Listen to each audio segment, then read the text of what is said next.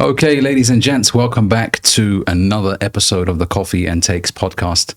I am very privileged today to be joined by an incredible individual, someone who has truly impacted the lives of many, many people around the world, an entrepreneur, a father, and a great friend who I haven't seen in many, many years. I had to get the bow tie out just for you, my bro. I don't do it for anyone. Yeah, you look too sharp, bro. You know, I was saying the only thing I missed was the red carpet. So next time we'll prepare. But thanks for coming on the podcast, brother. Good to see you. Happy to be here. You know, for those that don't know you, give us an introduction into who Zain Khan is. So like you said, man, just started off very early. I was about 19 years old when I first got approached into real entrepreneurship work. I say real because I was working self-employed anyways. I was working in the gym since the age of 17, my first job, my only job. And then, of course, became a personal trainer, which was self-employed. So I was kind of doing entrepreneur work anyways. However, I was just, working too many hours, even though as an entrepreneur, you expect to work those hours, but I was doing it in the same place, doing 10-hour days. So yeah, I was 19 when someone approached me. He was a complete stranger, by the way. I knew her sister, the girl that messaged me. I knew her younger sister. She was in my school. So we kind of just were friends from just like mutual friends from Facebook. And she just sent like a broadcast message, and I was one of the people that she sent it to. She just said, look, if you're interested in making extra money through telecommunications and technology, no experience required, part-time work, fully paid. And that was the ticking point. I was like, part-time work, fully paid. So I was like, I don't have to do it on a full-time basis. I can do it on the side. So that was the kind of closing thing, even though it wasn't really directed to me. And I just went, and it was a kind of a small gathering in a university. It was like a conference room, and they were just explaining about how you can become an entrepreneur via sales. So that's where it started for me. And the girl that actually invited me didn't even show up to the conference. She was meant to show up, show me around, but she wasn't there herself. So I kind of just spoke to one of the brothers that was there, and he was at the time making good money. So I asked him, what did he do before? And he said he was a pizza boy. So I was like, what I'm doing is not as bad as maybe being a pizza boy in terms of income and in terms of, just natural business experience. So I probably have a better chance knowing that I haven't come from being a pizza boy. Probably, being self-employed might help me. So if he's making X amount of money, I can make more, if at least the similar. So I got started just based on the hunch, and, rest is history. And now we're 10 years deep. 10 years. So how old are you now? 29, bro. 29 years. See, I didn't want to say that. Yeah. But you made me say it. I had to give you the 10 years. Yeah, I had to expose that, man. Well, so you were 19 when you first got into entrepreneurship. You didn't go to uni, I'm assuming. I did. I actually was in uni at the time as well. So I was doing a bunch of different, I was playing semi-professional football. I was in university, and I was working self-employed in the gym. So you can say, a lot of people, when they say they have no time, I was one of those people. But I also heard someone say, if you have no time today, you might not have time tomorrow, and then the next year, and then the next year. So that shouldn't be an excuse. Your excuse should be, if I don't have time today, how can I create more time? And so I got started just based on the fact that I don't have time, but maybe this can create me some more time. Because if you have more income, you have more options, and you have essentially more time. So what prompted your desire to become an entrepreneur? Why couldn't you settle for a normal life? Well, at the time, I actually felt like entrepreneurship was the way out of normal, because normal had got me to where I was, and normal had got my parents to where they were, and normal had got my friends to where they were. So everyone around me was living a normal life. So I had not been around my parents who were driving the cars that I liked, or even they liked. I had not been around the houses that we all liked. And so someone's driving these cars, someone's living in these houses, someone is, doing these things, and they're not doing something as normal as we are. So I have to change my own surroundings by doing something that's not normal. And there was a quote, very general quote, which said, observe the masses and do the opposite. And so I just said, you know what, let me just be different. Even though I'm 19, even though online businesses were like, it wasn't happening back then. There wasn't, conferences and young people becoming self-employed at that age. Back in the modernized era, there wasn't even social media at that level. Like you couldn't DM people. Like there was no DM. You can only, like, if you like a girl, you just have to like the picture. You can't speak to her, bro. I feel old now, but that was the case, bro. IG was just literally coming out when I was in uni. In terms of DM forms, etc. Before that was just like Snapchat and so on. So yeah, man, look, I came from a background that I had seen my mom struggle, I had seen my dad struggle. So I said, if I've got to change, not just for myself, but maybe to better their life, I got to try something new. A bit similar to what you've done here, kind of done something that wasn't in the norm probably for your parents. Yeah, absolutely. And I think the reason I asked that question is because for everybody, there's always a moment that changes their life. We both obviously have learned a great deal from the late, great Jim Rohn.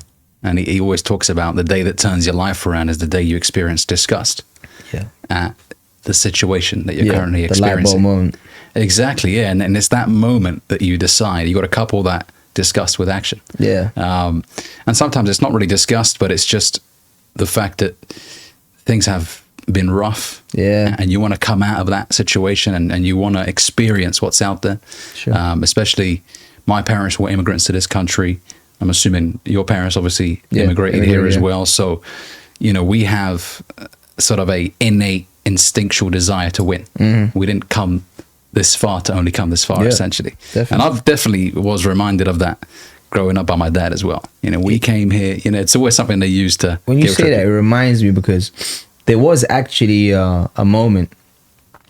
It wasn't really like at the time, I didn't feel like it was a light bulb moment. It was the point where I said to myself, okay, no more. It was when I was in university and I wanted to get my first car, right? So I got my license at 18, wanted to get my car. And I had just started my first business as well. So I really wanted to, make the business work. Already had the epiphany to start making money. And this car was a Vauxhall Corsa. So I really wanted the car. So it was about $2,000 at the time. And I told my mom, I said, look, I don't have $2,000, but I got half. I got 1,000. So she said, okay, I'll put in 1,000. You put in 1,000. We'll go get it, right? So I used my 1,000 I got from my student loan, right? Put that in there, and she put in 1,000. I went to go get the car, and on Auto Trader, the car was up for 50,000 in terms of mileage, right? 50,000 miles on the car. Yeah. And it was one of them like cool rims. So I didn't want to do like the standard one. I got the cool rims, got the black tints on there. Yeah. And I remember I went to get the car, and the guy that was selling me the car, he knew that I was young. I was an 18-year-old kid, right? And he knew that I came with my mom, and my mom's obviously she didn't speak much English, so he knew he could like take advantage, right? Yeah. So I remember I was about to buy the car, and he says to me before I'm about to sign to buy the car, right? He said, by the way, the mileage clock has been messed up with this a bit, so it's not 50,000 on the clock, it's 90,000. That's a big difference. Yeah. So me being me, I don't know anything about mileage at the time. Like, whatever, bro. Like, it is what it is. Yeah, 40,000 mileage. Like, is it still working okay? Yeah, I test drove it. It's fine. Don't worry, mom. It's cool. Got the car now, paid the money, and the guy literally, done a cheeky one on me, because if he is gonna do that, he should really bring the price down heavily for that. But he didn't. Had it, inshallah. Over time, I realized that I'm gonna, find out about what's wrong after. I'm not going to find out then. So 3 months ago, car's all fine. It was Eid. And I said to myself, you know what? It's my first car. I'm driving now. I'm taking the boys. I'm taking the boys today. So we're all getting ready for Eid Salah. I remember taking my friends with me. My cousin was there, my younger brother, and a couple of my friends. And I remember the mosque is like 10 minutes away from me, my local mosque. I remember going like 10 minutes in, and my gear stick would come out. Fully off. Yeah, the gear stick would just wobble about, just come off. Bro, I could not. It was so embarrassing, bro. And I remember all my friends had to come out with their fresh white shalwar kameez, bro. I had to push the car back into a position where it could just be parked. Everyone's like sweating. It's hot day as well. I'm like, man, out of all the days, and me, kind of making the decision to say, guys, jump in with me, man, I just felt like I blew it in a sense. And I said to myself, never am I going to put myself in a position where I'm gonna have a vehicle that's gonna ever do that. You know, I'm gonna make sure I have at least a vehicle that gets A to B. So initially, I just got involved into a business so I can make enough money so I can buy a proper car. That was the moment that I said, you know what, I need to make money. Never again. Yeah, Never again, that bro. shame that overwhelms you, Yeah, and that bro. feeling of, how did I allow this to happen? Yeah, I think still more think so about than it. anything, it's you're disappointed with yourself. Yeah, Because sometimes you realize deep down inside that I put myself in this situation because prior to this situation, I was lazy. Yeah. I was all over the place, disorientated. I didn't take myself seriously. And I think that's why a lot of people are really down and depressed in today's age, is because they neglect themselves. Yeah, You know, so they're in 100%. hardship, not because of the government or because of their mom or dad, or it's because of what they did. Their actions led them to where they were. 100%. And would you agree that people in today's age are mostly at fault for their circumstances? Wait, it's hard to say. Everyone's in their own situations. Of course, some people kind of create their situations. Some people are born in those situations. I do believe that when you get to a certain age, and they say in Islam that once you're aware about what is wrong, that's when it becomes wrong. For example, if I gave you a sweet right now, and the sweet has pork gelatin in it, and you don't know that it's pork gelatin, and you eat it, for you, intentionally, you haven't done anything wrong, and so as a Muslim, you haven't done anything wrong. However, if I tell you there's pork gelatin in it, and then you eat it, then yes, you've done it because with the intention. So I believe when someone is aware about what is happening in the real world, and they're aware about the inflation, they're aware about the economy, they're aware that the things are not going their way, they're aware that the surroundings around them are only going to get worse based on what's happening, and they, you know, kind of stay ignorant, they stay naive, and they make excuses about, you know, the country never helped me, or the benefits never helped me, or the system didn't help me, or my parents didn't help me. That naivety and that lack of awareness, or that lack of being transparent with what you're aware on, is your fault. I do believe once people actually do get an opportunity, now it's on their choice. Now they can never. We used to say it back in the days, you know, when someone actually sees an opportunity and then they say no, they can never say they've never not been given an opportunity. You know, they're always going to come back and say, you know, what if? Yeah. You know, and that what if is it doesn't pay. And I also believe as well that sometimes being aware isn't enough. I think a lot of people are aware, but then something else stops them. Yeah. They know opportunities are out there. Yeah. They know they can turn their life around. They've seen people, maybe people related to them, do better and achieve great things. I'm sure you have relatives who have seen your growth, and maybe they are in a similar situation that they've been in for 5 years, 10 years, but something is holding them back. You know, what do you think that is? Do you think it's limiting beliefs? Do you think it's fear of criticism? Yeah, limited belief is definitely one of them. You know, naturally, you have people that have, you know, self-esteem issues or self-confidence issues. You could tell they're a little bit more introvert, a little bit more laid back. And so that makes them, again, a bit more resistant towards opportunities, a bit more resistance towards anything that's outside of the norm. However, I do believe that having the right people around you is so important. And that doesn't mean direct people. You know, Jim Rohn, for instance, like we learned from, you know, Jim Rohn wasn't even alive for the majority of the time that we were learning from him. And so we can have direct mentorship and we can have indirect mentorship. A lot of people learn from books, that's indirect mentorship, and some people learn from, you know, real life coaches, and that's direct mentorship. So I do believe when people have the right people around them, that then, of course, like law of attraction would say, attracts them into the right idea, the right way of living, the right way of having the right principles and what they want to do. Everyone's purpose is different. We're all here for a different purpose, but to not realize that purpose, I feel, is worse than even knowing and not pursuing. So I do believe when people have the right people around them, everything will start to move into the right direction. I believe that. Absolutely. And I think that also starts from childhood. I think it's important. I'm not a father yet, you are. So I'll be keen to get your perspective. But even when you were a young boy and you were growing up, were your parents encouraging of you trying new things, or were they fearful and they wanted you to stick by the book and this is all we've known, make sure you go down that path? Yeah, yeah. Typical Asian parents, bro. Go by the book. Of course, immigrated here. My mom literally was 25. My dad was 26. I was born here. We was all born. My big sister as well.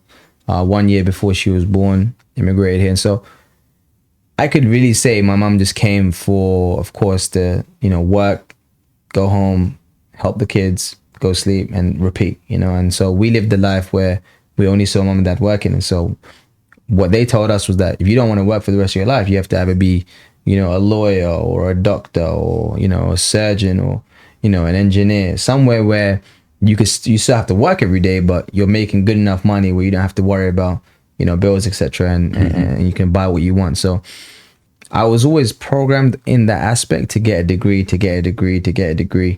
But I quickly realized that it was just the mental pressures that they had for themselves that they were then putting on to us, and that wasn't their fault. Like you said, that was just the way they were told, maybe by their parents. However, obviously things are different now with me and my son and my daughters, etc. So I'm now in a different position where I wouldn't tell them the same thing my parents told me, because what worked for them, what didn't work for them is what they were telling me, and what's worked for me isn't what worked for them. So I would definitely tell my kids what had worked for me, and also let them know that, in 20 years down the line, what's working for me now might not work for them, because modernization is becoming more and more strong when it comes to technology. The world is changing much quicker. So by the time my son becomes, when he's 18 plus, 20 plus, 25 plus, the world must have been completely different. So what I see as feasible today won't be feasible as much. So he needs to be in tune with that. But again, he needs to be aware. Most of the parents are still teaching kids what they learned in the 1990s and play. Exactly. And, obviously you can't blame them because that's the time they grew up in. But the amount of change that's happened in the last 10 years, let alone 20, 30 years, is insane. Yeah. I mean, now, obviously, with the introduction of AI, I use it in my day-to-day life. Obviously, ChatGPT is just an example, but there's tools that allow me to edit a lot faster, that do the job of 2 or 3 people. So it's incredible the amount of changes that are occurring. And it's a question that my viewers always ask me, people that are 18, 19, Ali, should I go to university? I think I know what I want to do. I'm not sure. Someone who's on edge about taking that decision. And it's a big decision in this country. It's, 9,000 a year, I think, unless they've increased it. Yeah, about that. Yeah, 9,000 a year, some degrees, 5 years, 6 years. It's a big decision. What would you say to someone who's on the fence of going to university? It's each to their own, in a sense. I always tell people in today's day and age, you don't need university to become successful. Even if you're trying to become successful in the field of the course that's available in university, there's courses out there where you can pay money, as you would pay the uni. But of course, with uni, you get a loan first and then pay. That's the kind of that's the proposition they give you. They give you the money first, so you have to give it back. If they said, pay the $9,000 up front, a lot less people go uni. That's true. But they give you the money and tell you to pay it back later, which gives you of course, that feeling that, all right, I have to give it back. Yeah. And so the debt actually piles up. However, some of these crash courses you might do, they'll be able to teach you in a rapid fashion, and you will learn a lot better because you're doing it in a compact time. Like I was doing, for instance, sports science and exercise in university. Now, if I was to learn some of the subjects in sports science and exercise in 3 years, I done my personal trainer course in 6 months. So I completed the whole course in 3 to 6 months, most of which is in that degree. Nutrition, body biometrics, physiotherapy, of course, the actual anatomy, training, all of that is in there. So if I was to learn it within 3 to 6 months and I pay less than 27 grand for 3 years, I can get it done, I'm already qualified now.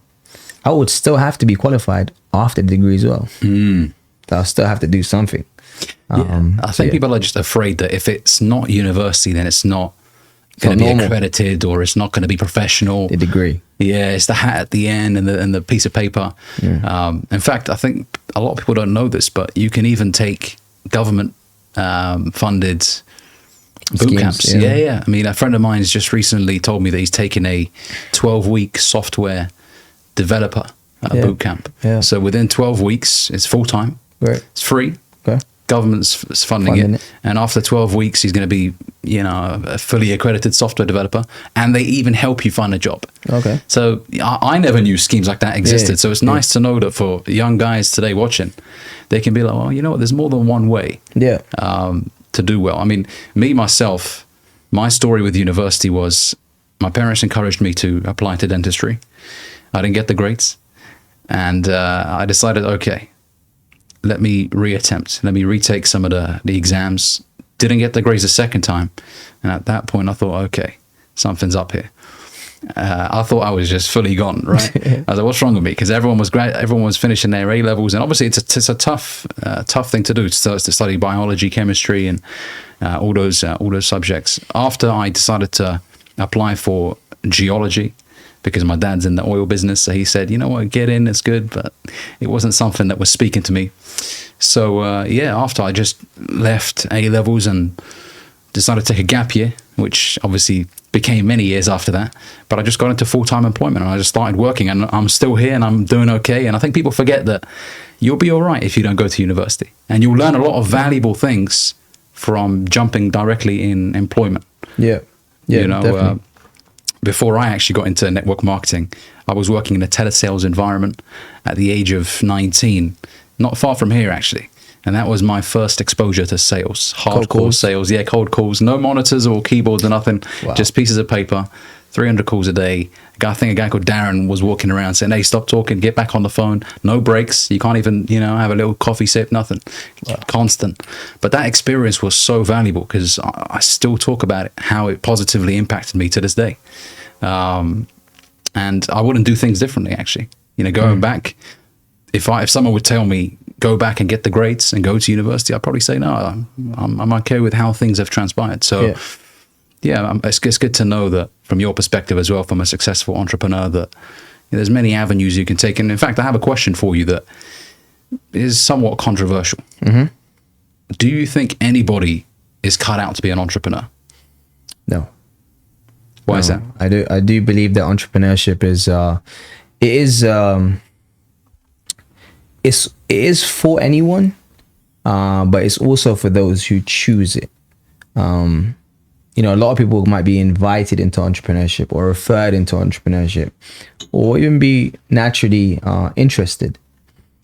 But those who understand entrepreneurship, understand the hours, understand the dedication, understand that it's not going into a job and doing tasks and going home. It's not paid by the hour, it's paid by performance. It's difficult, and these are the kind of things that you have to choose to do.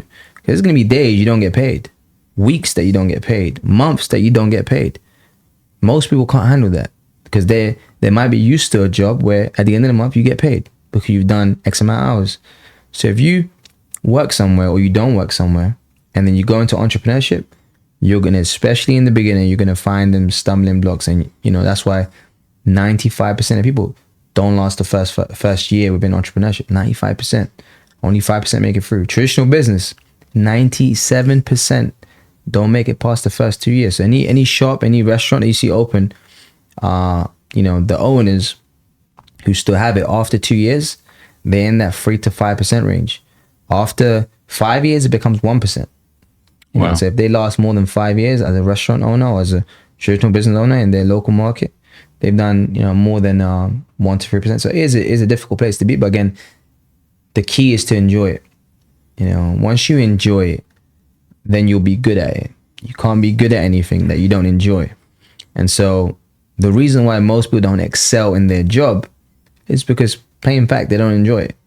And so if you do something that you don't enjoy, you will not excel. If you do something you enjoy, you will excel. So you have to choose.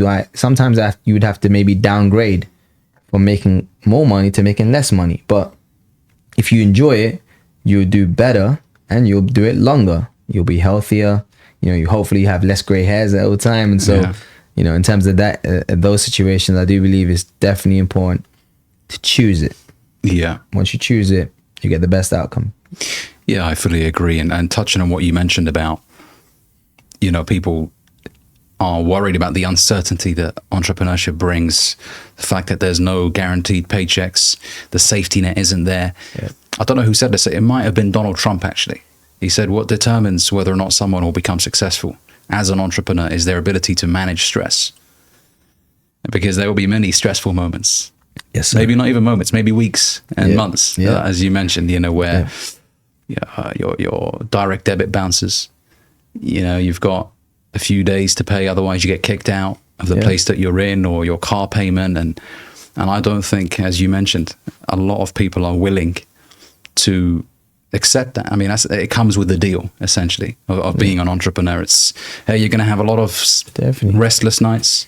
I remember, and I don't even know if I've shared this, but I had a transitional moment last year where I transitioned from a company I was with for about 5 years.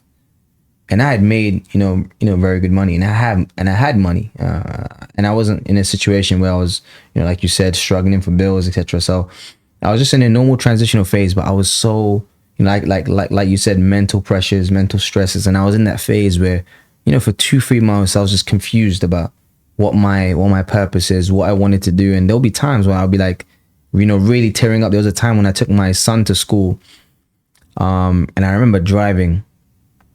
And I was so lost in my thoughts that a car literally came across me, bro. And I literally just stopped. And my son literally started speaking to me at the time. He was like, Dada, what happened? What happened? And I couldn't tell him. I couldn't tell him. I lost focus. I was literally in the what. At that moment, I realized that I have to take care of myself. And these are the mental pressures that you get. Whether you're making money or you ain't, you're gonna have those as an entrepreneur, because there's no routine. You kind of have to create that for yourself and create an environment where, every single day you're striving towards something that you want to do, and at the same time something that's going to help you and your family at the same time. That's quite difficult to do. Something that you want to do, but something that's also going to benefit you and your family in the long term. Yeah, I mean, that actually ties in nicely to what I'm going to ask you now about purpose and fulfillment as well. Because a lot of people are out there maybe making good money, but something doesn't quite feel right. They're just sort of dragging themselves to do stuff. And yes, financially, they're okay and they're paying their bills on time, but they don't feel satisfied. My question to you is, in the early stages, when you first got into entrepreneurship, what was driving you then, and what drives you now? Yeah, it's a very good question. And again, most entrepreneurs will have that question when they've done 5, 10, 15 years of, the goals and the ceilings are always, the goalposts are moving further and the ceilings getting higher of what they want to achieve. Like I said, initially, I just came in to get a new car, bro. My main focus was to just have a vehicle that goes A to B. And then, of course, when I got that, something else and something else. But I do believe over time, as people do grow as entrepreneurs, it can't be about them no more. And that's where the legacy increases, when it's not just about them. You can always judge how good a leader or entrepreneur is based on how many people they've helped, how many people they've impacted, not just with money, but also with personal development, with just everyday life, with coaching, with advice, just with experiences, with relationships, with friendships, with love, of course. And this is how real entrepreneurs are judged. So I do believe every single entrepreneur, as time goes on, will need to realize that it's going to come to a point when you're making enough money that it can't be about buying the next car. It can't be about buying the next house, because there's always going to be a bigger house. There's always going to be a bigger car. There's always going to be a better place to travel to. There's always going to be, more materials to get. However, nothing's going to fill that void as seeing other people who started like you did achieve their small goals. So now, I feel so happy when someone new comes in and they start to achieve small successes, like what I had of just changing my small car to a little bit of a bigger car so I can get A to B. Those are really the big wins for me in this stage of my life. I'm not in a stage where I'm trying to, I used to be like that where I would, everywhere I'd go, I'd kind of snap it, take as many pictures as I could and post it. Like even with my missus, like when we used to go somewhere, we used to make sure everyone knows, like we're traveling here, we've got this ensuite and this and that. And then I realized, like these kind of things that you find fun to do right now, later on you'll be like, why was I even doing that? Yeah. Like, who was I trying to impress, And then you'll be about, what, whatever I did, I felt good at the time.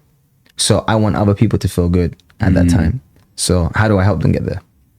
Yes, absolutely. And to add to that as well, I was listening to Jim Rohn once talk about what drove him after many decades of being in self-development and coaching people around the world. And he mentioned that what isn't perishable is the impact that you leave on other people. The temporary joy that you get from buying something new, that sort of feeling of buying the first car that you've wanted to buy, not the one that you've settled for. I remember my first car was a Renault Clio. It was £500 cash, and the aircon didn't work. The steering was always freezing. What do they call it? The dashboard. The defroster for the front windows never worked, so I was wiping as I was driving. But the feeling of buying something, something nice will go after a while. Yeah. And then you're like, well, that new car feeling is gone now. The car that I used to look at and think, wow, that's amazing, is now normal to me. Yeah. What's next? And that's why that answer hit me, because he mentioned that obviously being a part of somebody else's testimonial is absolutely an incredible feeling. The sweetness that comes from it is remarkable. Yeah. The impact that you have, because we're not going to be here forever. Yeah. At some point, we will all pass away, but your impact on that person will continue to live through several generations. So it's refreshing to hear that as well, because I don't think that's something that's talked about. A lot of people on social media now, they're only leading with lifestyle. Yeah. And I think that sets the wrong example for young men and young women who are getting into entrepreneurship, because they think, wow, I can get in and within 3 months I can get that lifestyle. And then obviously their illusions are shattered because they realize, wow, this is so hard. Is what I've been seeing real? I have a younger brother who's always coming to me with a new business idea, drop shipping, Amazon FBA, trading, many different things. But he never pursues any of them wholeheartedly, because he's led by the lifestyle aspect of things. But this guy, he's got this car because of this business model. So that means that business model must be better. What are your thoughts on social media and the way it's impacting people today? Well, like I said before, I think having the right kind of voice to listen to is super important. Today's social media is, it can be impactful for someone, and it can also be a disaster for someone else. And that's why having contradictions on social media and who you listen to is so important. There's certain people on social media you follow, and they can be speaking about, a certain way. For example, Grant Cardone is a very influential person.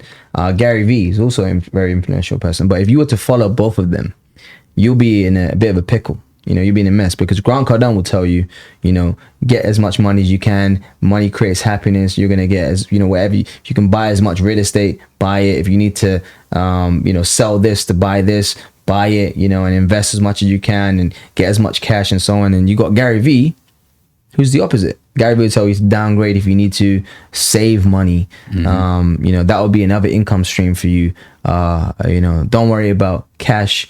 Chase real happiness. Now, some people are gonna, go with Gary Vee and they'll say, I believe in that.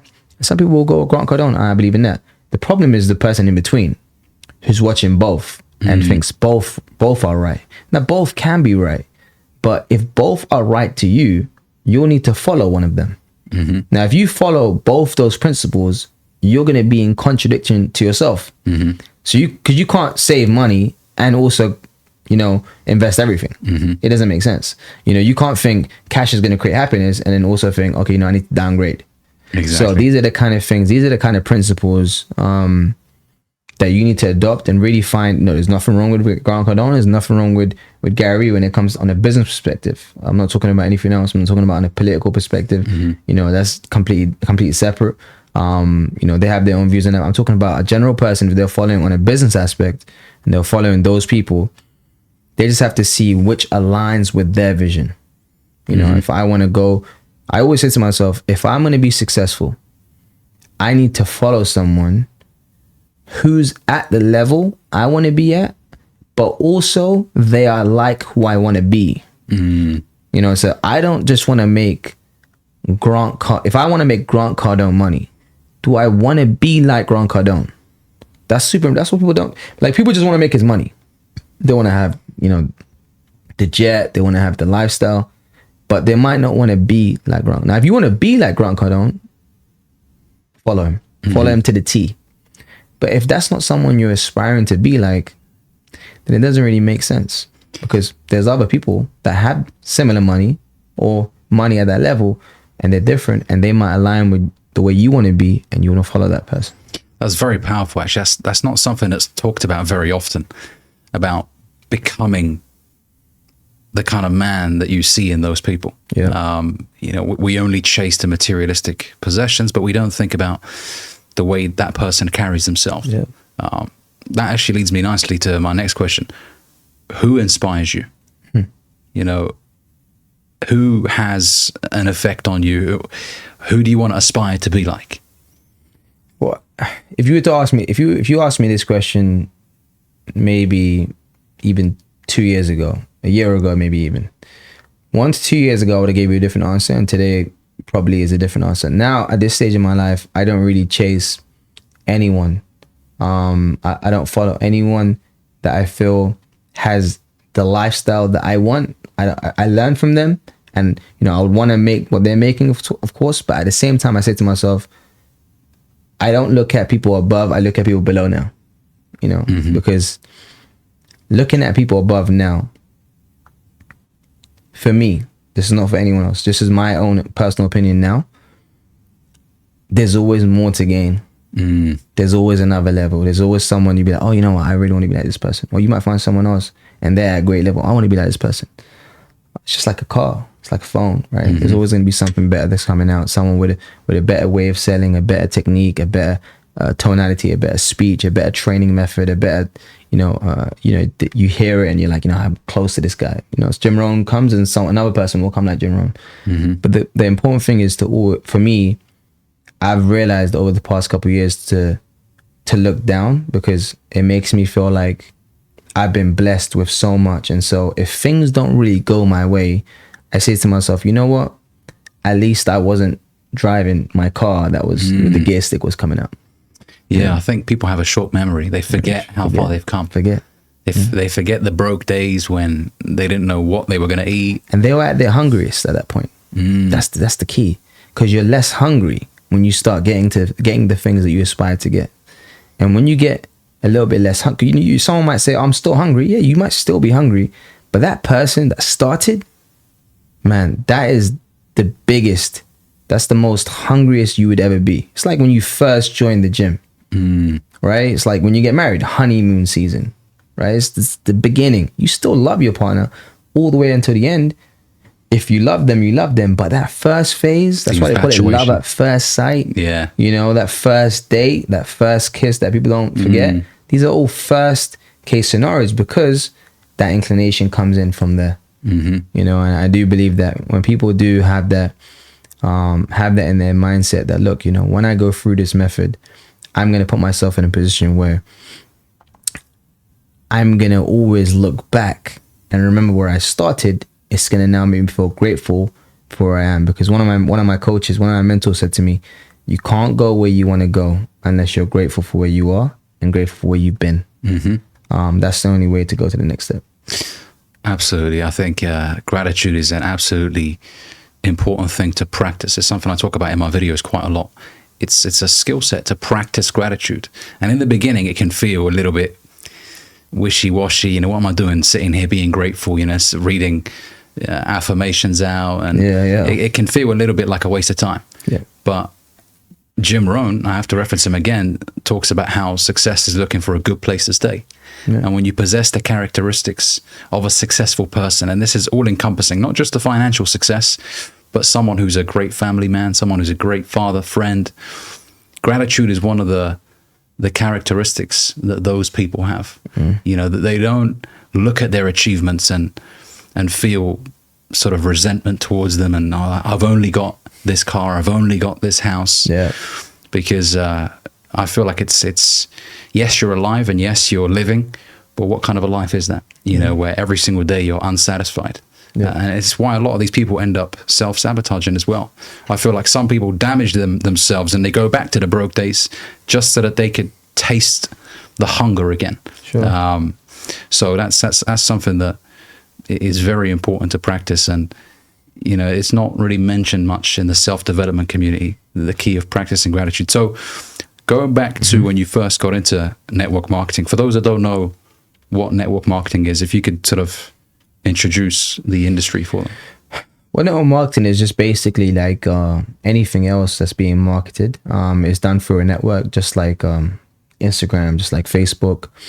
Everything runs from a network, and naturally, the way we got introduced to Facebook was someone told you, hey, jump on Facebook. Someone told you jump on, you know, Instagram, and, you know, and so on and so forth. So network marketing came out as a method which skipped out or any kind of normal media advertising, like mass mailing, you know, TV adverts, what people didn't really watch anymore. So they started using word of mouth, which is the most powerful tool. Where if I told you to go watch a movie, it's going to be a lot more powerful when I've watched the movie and I said to you, hey, go watch this movie, you really like it, instead of the movie coming out randomly on an advert on your TV, which you probably might not pay attention to, especially the fact that I know you. So that's where the methodology came out, and they started to gain a lot of success because when people used, let's say for instance, this coffee is the product, someone tries the coffee, hey, Ali, this is a great coffee. It's not on the market. You can't buy it in the shops, but you can buy it from this portal. You see a lot on TikTok right now. You know, you get a product, put it on TikTok, it sells, you make a commission. But people are not selling the product just because of the commission. They're selling the product because they believe in the product. And then, you know, in hand, they get a commission because of their network. So they're marketing through their network. And the good thing about network marketing is that it doesn't tell you, hey, Ali, you know, you got 150 plus thousand followers on YouTube or TikTok or whatever. You know, we want you to market this where that might be the case for many of the companies out on social media. Network marketing companies will tell you, hey, listen, we don't care where you come from. We don't care if you've had CRB checks. We don't care if you've have, you know, experience, no experience. As long as you're over the age of 18, you're an adult, you're liable to sell our services. And so however many you sell, you'll get a certain commission. And if you were to refer this to other people and they start sending it, now you have a bigger volume of business, because now you have people also doing it within your group. And that's known as a community, a distribution, groups, teams, whatever you want to call it. And that's where it began. And, you know, it's been running for more than 70 years now. Network marketing's been existing. It's in it. Revenues, I think last I checked, their revenue is more than 180 billion annually. So they're growing heavy. Absolutely. And would you say that the industry has evolved quite significantly over the last 10 years? Yeah. Because in the early stages, it was home meetings, coffee shop sit downs. I went on a training the other day, Ali, and I remember the way we used to do trainings was like that, right? I went to a boot camp the other day, a training, and there was a distributor. He done a training for his whole group for 1 hour, and the whole training was TikTok. Bro, the whole training was how to market through TikTok alone. And I was like, never would you get a training like this. You get a training on how to prospect, you know, how to launch someone, how to go out and do cold calling, how to dress sharp, you know, get a clipboard out, what to say, you know, the script. Hey, John, how are you doing? Would you like to go for a meeting? You know, Wolf on Wall Street style. Never ever before have you got a training on social media, but like if you did, it would be like maybe 5-10 minutes, maybe to brand yourself.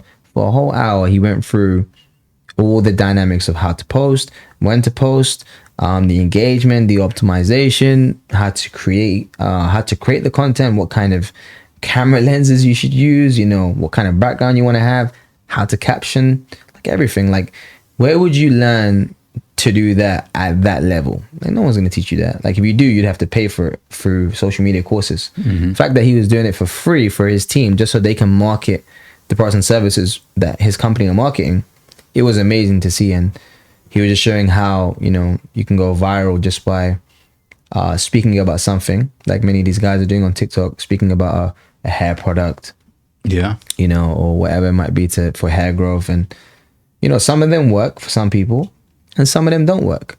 It doesn't mean that the product doesn't work. It just means that everything is not for everyone. And anyone that says that everything's for everyone is lying.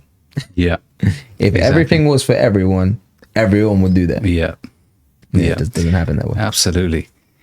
And how important would you say branding is now in 2023 for somebody in network marketing and maybe even outside of network marketing? Huge. Today, I believe if you were to brand yourself properly, in the way, of course, that you feel is best to brand yourself, and you spend time on that and you market that and you work hard on that, best way. Because even if you were to do something later on, you started to do sales, or you started to do a podcast, or you started to do a suit business, or you started to do whatever, because you've branded yourself in the right way, whatever it is you push out later on, they will trust the fact that you're doing it. They will trust the fact that you've already gained your credibility by selling this amount of suits, and people have enjoyed these suits, and you've got massive amount of ratings. And now if you go and do something else completely different to suits, no problem, because you've made suits work for yourself. And so, you know, why not? Why can't I buy this hair growth product or this coffee from Ali because he's done so well selling suits? Just because it's not suits doesn't mean it doesn't work. Exactly. So I do believe branding yourself is key in this day and age. Absolutely. And to add to that as well, you've probably heard the saying, attention is the new currency. And I've definitely seen it myself over the last couple of years. Some content creator friends of mine who have just blown up on social media and the opportunities that it brings. I think a lot of people are afraid that they're not credible enough to voice their opinion on certain things, or who's going to listen to me. That's a misconception that I get all the time when it comes to people wanting to create content. But I always tell them, you know, document where you are, present yourself with sincerity and authenticity, and just say, hey, this is the stage that I'm at in life. This is what I'm doing right now. I'm enjoying it. I'm learning a great deal. And you know what? I can adjust. I'm a human being. I won't be set in stone this way forever. You know, I can decide in a year's time that this doesn't quite work for me and I can start something new. I think people, if we look at it from a subconscious perspective, they're probably afraid of the backlash that will come from changing something. Oh, weren't you doing this thing? You know, how come you're switching?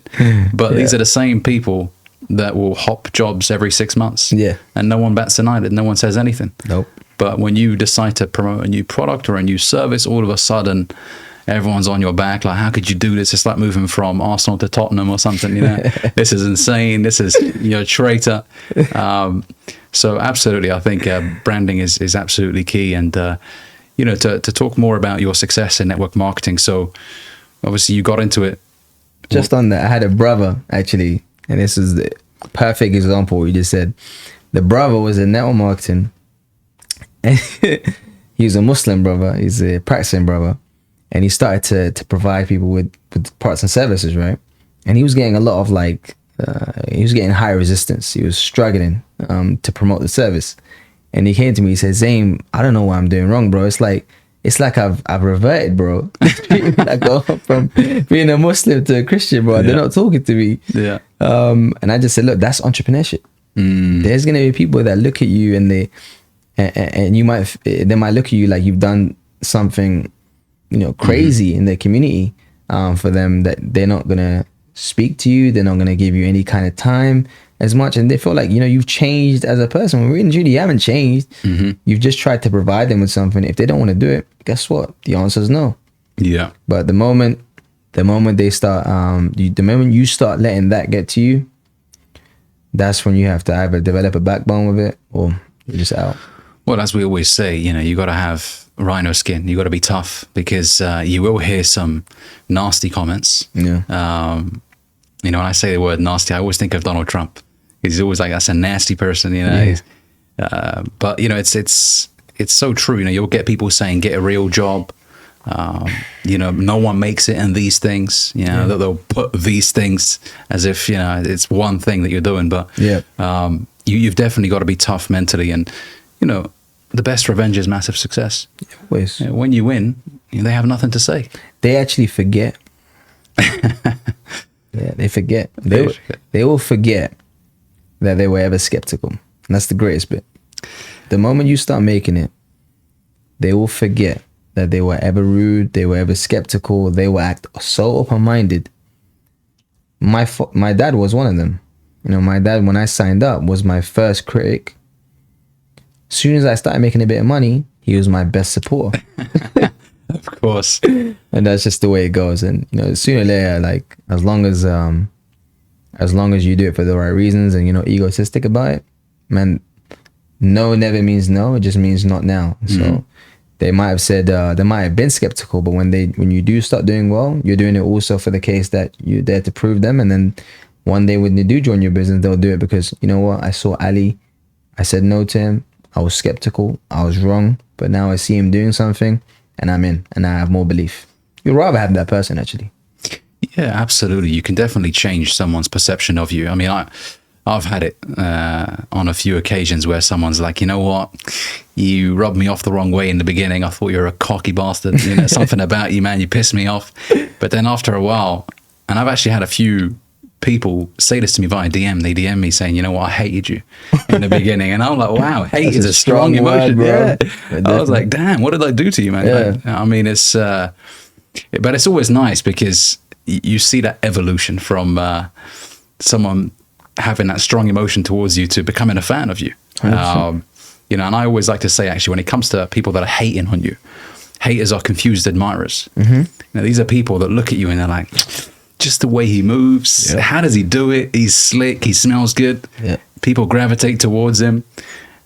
And what it is, I think, is you're doing something that they wish they had the courage to do. So your success is like a reminder to them. This is what you could have done as well.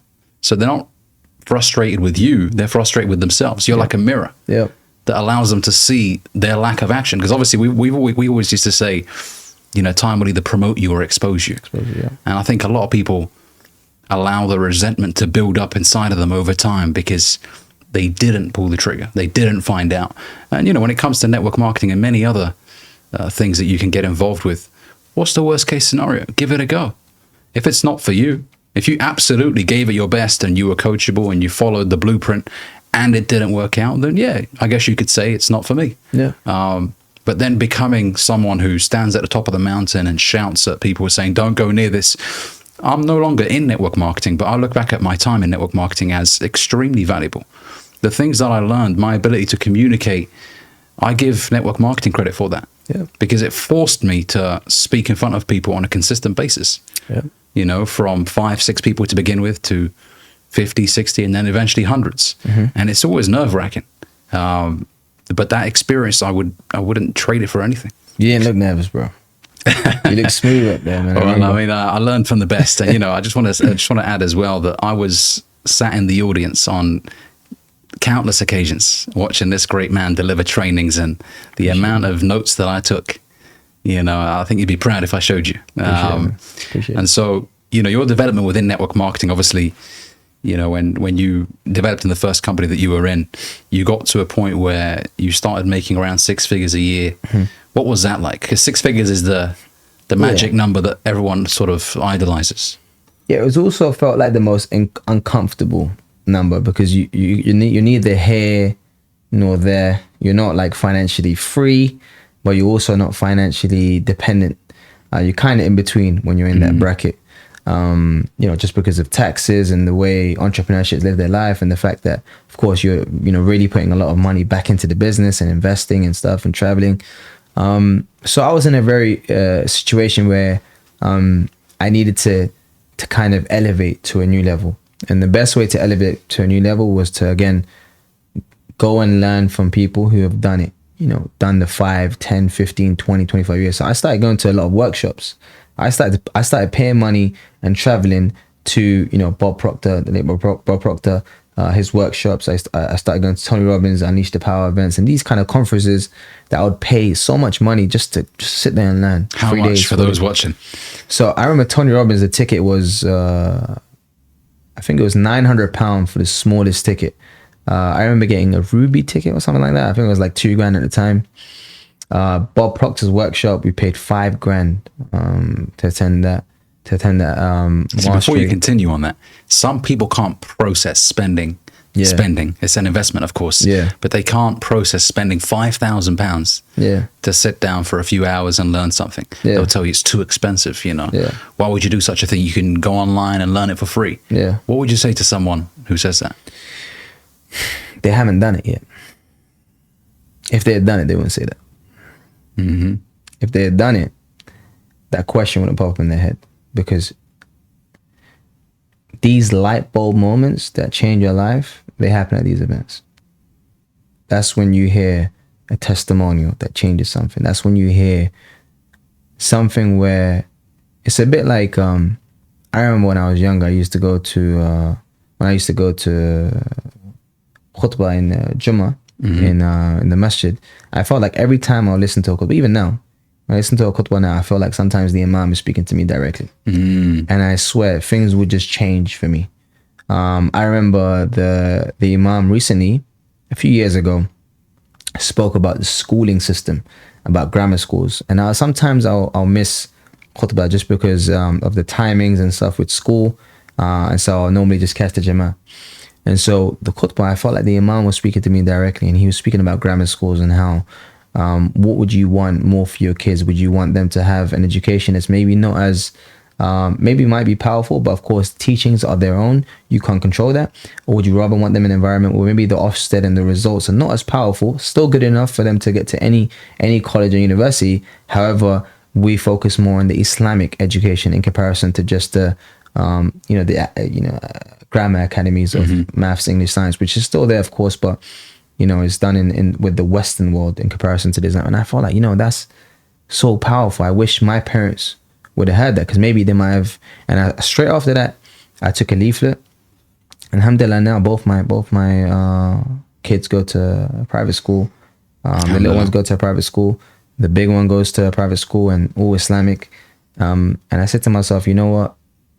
It was because of that khutbah. It's because of that. And it was that one event that changed it. Even I didn't pay for the exactly for the khutbah, but these are the kind of places, like, you'd have to be there. Like I said before. Yeah.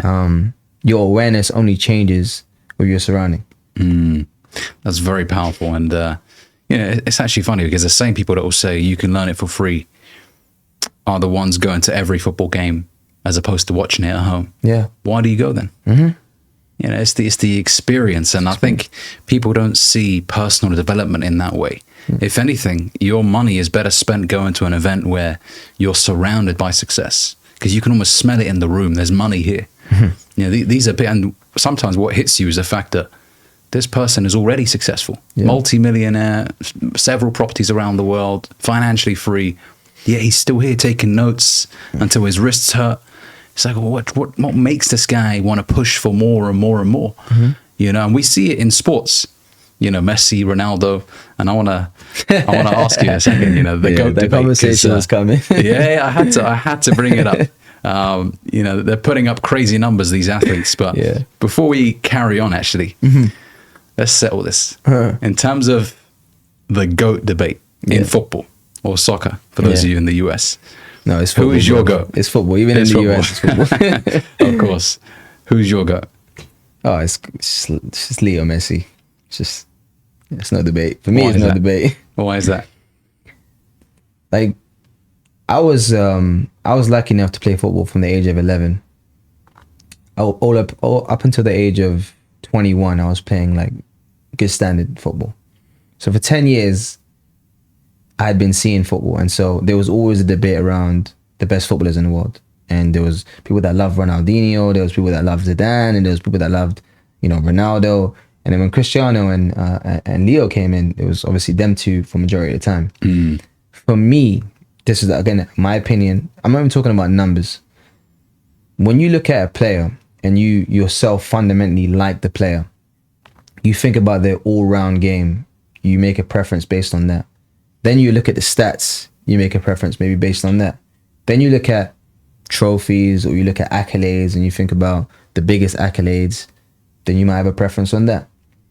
For me now, at this stage in Leo Messi's career, there's no one that has done what he's done on an all-round basis, on a trophy basis. He's the most decorated footballer in the world. And he's also now won the biggest trophy in the world. So for me, like when I was watching him anyways, for me, he was the greatest, like anyways. And being a footballer yourself, you know what it's like on the pitch. You know, bro, like when you see someone who's like 5'8", 5'9", you know, going past defenders, you know, that are like 6 foot, you know, going around them like they're not there, not having the physical ability, having that low center of gravity, which might seem easy, but of course, there's going to be some people that are going to, you know, prepare for you. So you can imagine teams that prepare for Leo Messi game after game but couldn't stop him. They're considering how small he is. Yeah. You'd probably find a plan. Like Sir Alex Ferguson said they spent hours trying to stop him in the Champions League finals. Ronaldo, you can expect him with his physical presence, his pace, his power, of course, being in the right place at the right time, scoring a lot of goals. Of course, I believe he's a greater goal scorer than Leo Messi. I know he's had more games, but as an all-round footballer, in terms of passing, dribbling, playmaking, and also for me as a finisher, Leo Messi is the greatest. And you know, I'd have to agree. I was converted from believing that Ronaldo was the greatest, because I'm a United fan. We need more like you, Ali. You know, we need more people like you, bro. Honestly, especially as a United fan. Wow. Especially as Messi was battering us consistently, and he made it look so easy. And that prime Barcelona team of 2009, 2010 with Xavi, Iniesta, Messi. I mean, even Iniesta and Xavi. I mean, these were dudes that looked very normal, no muscles. Yeah. Right? And they wouldn't do any step overs or anything lavish. Yeah. They would just constantly scan the pitch and you couldn't even touch him. Yeah. And another person I don't think people give enough credit to is Sergio Busquets. I mean, even this guy, I mean, he is the engine. I mean, I know he's left Barcelona now, but when he was in Barcelona, everything would go through him. And so, you know, I have to agree with Messi. He just kept doing it. And even during the World Cup, you know, people were saying it was rigged, it was this, it was that. They're trying to find reasons to not believe that Messi is the greatest. I think his all-round game, his ability to assist. I mean, I saw a video the other day saying, you know, even Messi, you know, got bored of celebrating his free kicks. You know, they showed like 10 of his free kicks, and he scored in every single one of them. And he just. You talk about the World. Let's say, for instance, we talk about the World Cup being rigged, right? We had a lot of these Ballon d'Or being rigged, World Cup being rigged. If the World Cup was rigged, it will be a lot less closer than it was. Like you watch that final, and you think if it's rigged, Argentina cruise all the way. The fact that France score the last 2 goals in the last 10 minutes and then take it to extra time and then score again and it becomes 3-3, and the fact that France had actually more penalties than Argentina, when they talk about Argentina have so many penalties and Messi had so many penalties, and Mbappe scored 3 penalties in that game. The fact that those things happen, you think to yourself, man, even if someone was rigged, even if it was rigged, it's impossible to play it like that. Yeah.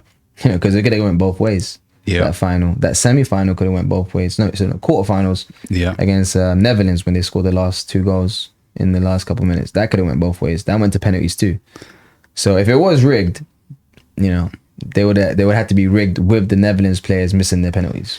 Yeah, I think the people that are saying that are just upset with how the World Cup happened with Ronaldo. Yeah, obviously, him coming off the pitch in tears. You know, it's a sad sight to see. He's a great athlete, great footballer. Yeah, for sure. But I think it was written for Messi. It was the fairy tale ending, and 8 Ballon d'Ors. It's hard to process that. That Ballon d'Or could have went both ways. Could have went to Haaland. People would have said he deserves it, or it could have went to Messi, and people should say he deserves it because both of their numbers were great. You could say maybe the treble is powerful, but you could say also the World Cup is super powerful, you know?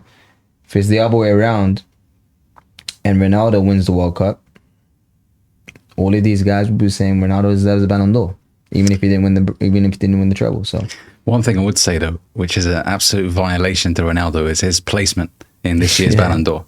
He wasn't in Europe. That's why.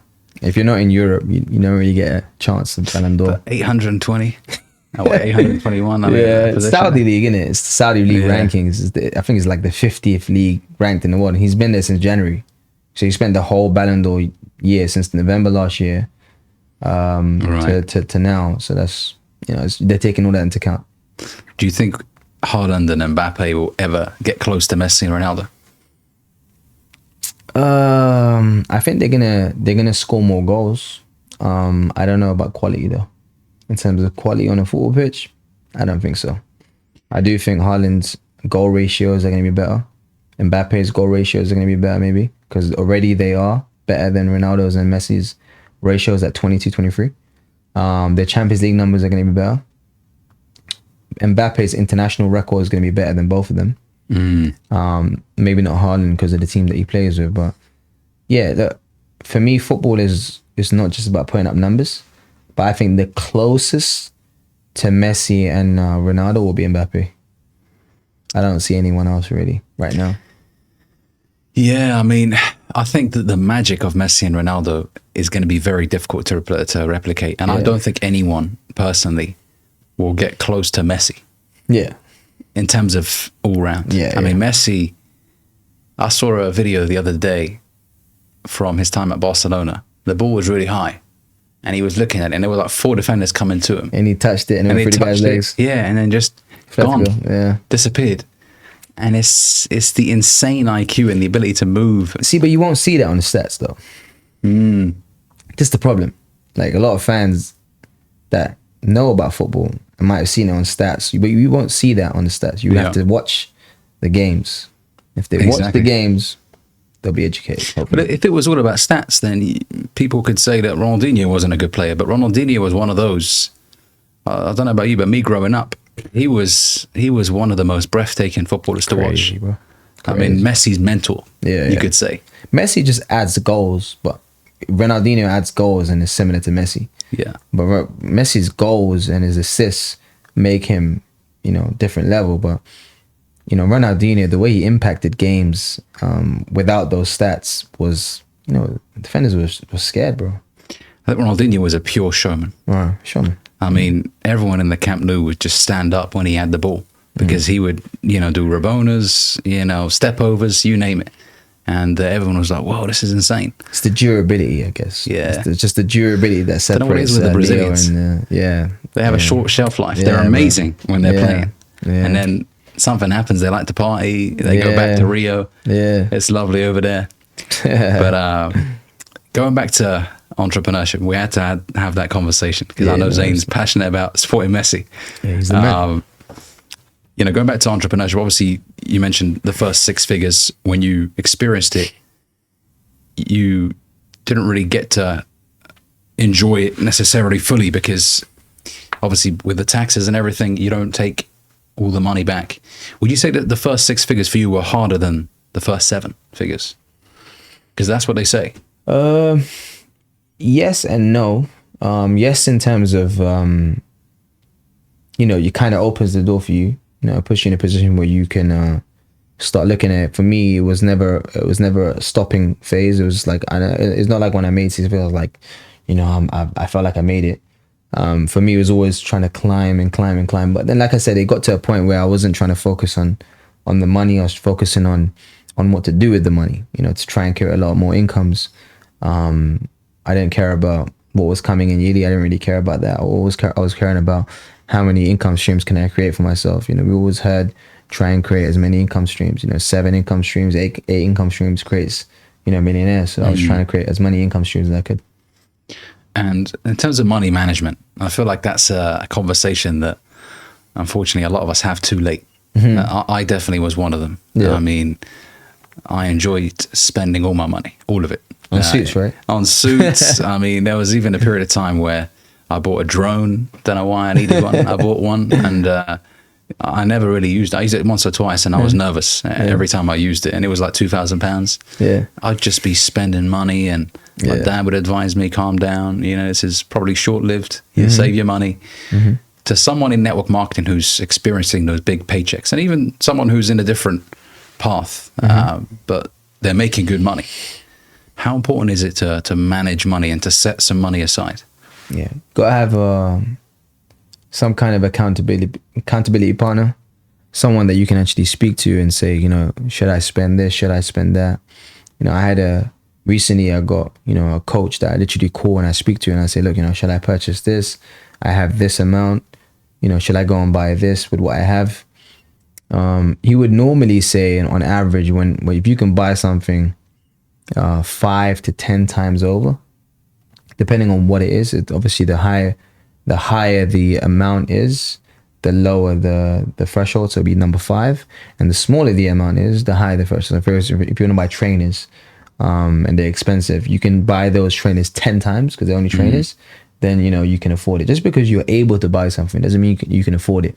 That's the difference between having money to pay for something and having money just, for instance, as an investment perspective. So not all your money is your money, basically. That's the kind of mindset you want to have. So I said to myself, okay, if I want to buy a house, 5 times the money. So don't just buy the house and, I need money for bills. That's it. Yeah, exactly. Need money for maintenance now. So don't buy a car thinking, how am I going to pay for the petrol?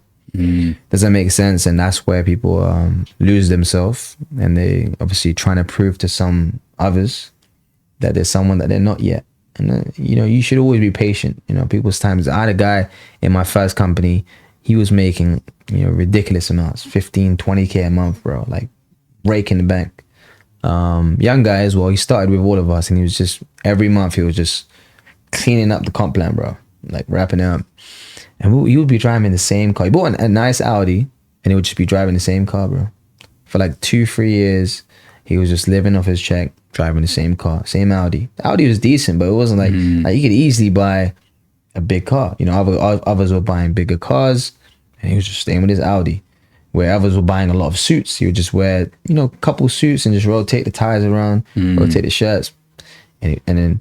Now, obviously, he lives a very good lifestyle right now. But at the end of that term that we had been in that company, the savings that he had compared to what we had, bro, he was way above, because he knew there will be a time to floss, which he does now. He does really floss out now. But again, for him to floss now, he must have X amount more than what he already spent on the stuff that he's flossing out on in comparison to where he was before.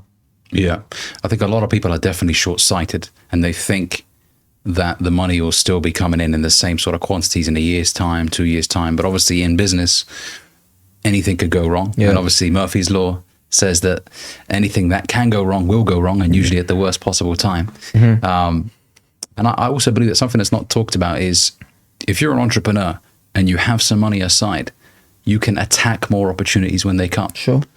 You know, because it's not just about spending money on cars and watches. You could also invest in your ability to make more money in the future by having that money there. Yep. So when an opportunity arises, you can invest in it. Yep. And you probably know some people that saved pretty well, and then an opportunity came, invested, and then that investment made them more money than what they were doing before. Happens a lot. You know, crypto is a great example. People that have money around this time, I would say, this is a tip for everyone watching, that if this is the time that you're looking into crypto and you see it as an accumulation phase, this will be the time to deposit. You know, not when things are rising next year, when the Bitcoin halving happens and when the bull run happens and everything's spiking and everyone's talking about it. That's not the time to buy. You know, that's called panic buys for a reason. Yeah. So, you know, there's panic buys and there's panic sellers. So you really want to be accumulating at this point. But essentially, it's more about you understanding what it is you're investing into. Because even the people that buy cars, bro, some of these guys buy cars as an investment because they know social media is their brand. They know that if they buy this car, people on social media will see that this person's really doing the kind of things he's promoting. You know, if I'm promoting a multi-million-dollar business or a multi-million-dollar opportunity, they might want to buy that car to showcase, hey, listen, this is what I'm doing, because, they might be sharing to them, look, the reason I'm doing this was the reason why you want to do this. If I'm trying to buy this car, you can also see that I bought the car from the opportunity. So again, it shows them maybe realism, maybe a bit more belief, social proof. Cars are one of those things, right? You can have a fake watch, you can have fake chains, but you can't have a fake car. Yeah. So Yeah. it's one of those things that it just kind of puts the nail in the coffin in the sense of all the haters. Yeah, and I actually saw a video recently from this pretty successful guy on Instagram, and he said something along those lines. He was saying how if you've done pretty well for yourself, you've got a few 100K or maybe a mil or a couple of mil, then maybe go out there and buy a supercar or something, because it does something to you. It definitely, now you feel that added pressure of, okay, I've got something here to show for it. I need to make sure that I keep performing. So sometimes I believe you can manufacture that sort of pressure, which to some people is silly, and some people would say, well, that's silly. You shouldn't feel like you have to do that just because people will. But the way I see it, it actually works for me pretty well. Obviously, everything I buy now because I want to. But there are certain decisions that I make that I know will push me more. Yeah. Without trying to brag or anything, but these armchairs were not cheap. Yeah. And when I started this podcast, thank you, man. Thank you. When I started this podcast, I could have went to IKEA and bought some standard armchairs or eBay, but I saw these armchairs in a building not far from here, actually, in the lounge of a nice office complex, and it was the armchairs and then the 3-seater sofa, and I was like, these sofas are nice, and they were the exact same color as this. Yeah. And I wanted to find the manufacturer. I asked the guy at the reception. He didn't know, obviously. And then I found a tag. I was like, I have to get the same ones. Because when I sat in these ones, I thought, okay, this is something else. Yeah. So then I ended up making an order for the exact same armchairs, these two. Turns out it's an Italian company. Italian level. And handmade from scratch. It was quite a lot of money. I'm ashamed to say, if I say this, my parents will definitely call me. I'll get some missed calls for sure. But I did this because it now gave me more of an incentive to push this thing and take it seriously. So sometimes I tell people, commit first, make a commitment, and then you'll figure out what to do later. But just force yourself to get going. Take you out of your comfort. Absolutely. I think the hardest part for a lot of people is the beginning part. Yeah. Because so many people announce that they're going to do something, but very few follow up. Very few actually commit to the process, to the long term. And, as we said earlier, really, what you don't want to happen is for time to go by and for you to look at that missed opportunity. I could have done this. That would be the shame. So to touch more on your entrepreneurial journey, so obviously you progressed through multi-level marketing and you acquired quite a lot of success, and you spoke around the world in front of thousands of people. I was in the audience a few times, of course. What do you enjoy the most about network marketing? And then obviously we'll touch on to the current company that you're with now and your position there as well. Yeah, it's just basically what I've been seeing over the past few years of lack of opportunity elsewhere, whereas network marketing gives a home for anyone, like I spoke about before. You have people that are coming from different walks of life and getting to the success that they want to get to, but also there's a lot of people that come, they create some kind of relationship with people, and then they'll build a network, and that's why they say network is your network, because not because of how much money you have and how much money that your people have. It's more about what it creates within that network to then go out and do what you want to do. Because there's been, like yourself, for instance, who came into network marketing where might have felt like it never done the optimum result of what you wanted it to do, but then it took you towards a different avenue and then a different avenue. Now we're sitting here, and there's many others that have gone through the same phase where they've come in, it's worked in some way, shape or form, but not worked with the right kind of durability. And then they found something else. But a lot of network marketing, a lot of what they've done in network marketing actually helped them with what they're about to do. Like you said, about communication, etc., with sales, confidence, coming out your comfort zone, learning from those people really helps them. And that's what I like to see now with people that actually come in. And that's why I was even speaking to you earlier about your friend and who you've been in touch with, because at the end of the day, it's the stories that I like to hear about, people that go on and do something completely different, but they were once in network marketing, which kind of gave them maybe some kind of stepping stone. Yeah, absolutely. And as we mentioned earlier, I think it's very important for people to keep an open mind. Yeah. Because every experience is valuable. You learn everything, you know, from every experience that you're in. And so no experience goes to waste. I think a lot of people are afraid that they'll waste time doing something. Even some of the bad jobs that I've had have taught me something. Sometimes it's not what to do, but what not to do, or who not to be around. So you learn about people as well. And I think that's one of the things that I loved about my time in network marketing is it taught me a lot about people. You know, what motivated people, what were their fears, you know, how to coach somebody as well who is new to the industry and is nervous and doesn't know how to speak to someone, and you coach them on how to do that, and you get them out of their comfort zone, and then you see them flourish and thrive, and it's definitely a very rewarding feeling. And now in terms of your position, so you're with EA Economy, and you're the Vice President of Sales. When did that journey start? And tell us more about the company and the direction that you're going down. So again, the company was born in 2021. I believe it had, you know, the right intentions. I got in touch with the owner last year. Very, very humble guy, you know, Palestinian brother. It's the first time working underneath a Muslim CEO as well. You know, very well educated in the area of where we're working. And of course, I just said, I asked him a few questions. We was in London for a long time. We just kind of just sat down and made an arrangement how we can actually help impact the market. And so, you know, I started off within, of course, the UK where I live, and you know, the rest is history. Now we're closing into 20,000 customers, you know, active customers within the business all around the world, spreading quite heavily. And, you know, people are just learning the different dynamics of crypto and trading and AI and algorithms and EAs and so on. So it was really just the foundation we've been trying to build in 2023. And, you know, I believe we've been able to do that. We've got some great group of leaders that are actually pushing the business into the right direction. So from where we are right now, I think next year, 2024, 2025, we're going in the right direction to be a legacy company. That's brilliant. What do you do in terms of the service that you provide?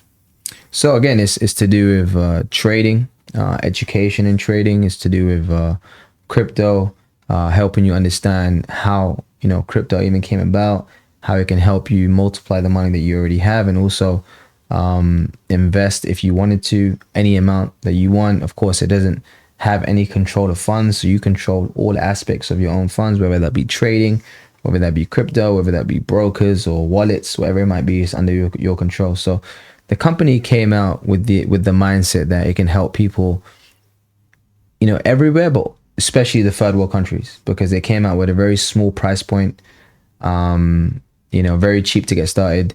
So it gave people a chance. You know, we got a massive team growing in Africa, in Latin America, and you know, these places, the minimum wage is $300-400 a month. So for them, it can be really, really tough to get involved in any opportunity. So to be able to get started with something and to get paid in dollars as a currency source is amazing. So people will really bite your hand off for an opportunity like that. But of course, third world countries, for them, it's all about the startup if they have the means to get started. And thankfully, our company provides that for them. That's fantastic, and I think it's always refreshing to see people in less fortunate parts of the world being given an opportunity to change their lives. And I think a lot of people in the Western world perhaps don't see the value of the opportunities that they have. Yeah. But over there, especially if they can double or triple what they earn every single month, I mean, they live like kings. Yeah, it's incredible 100%. the transformation that happens.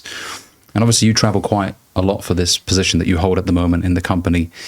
And obviously, over the years that I've known you as well, you've traveled to many different parts of the world.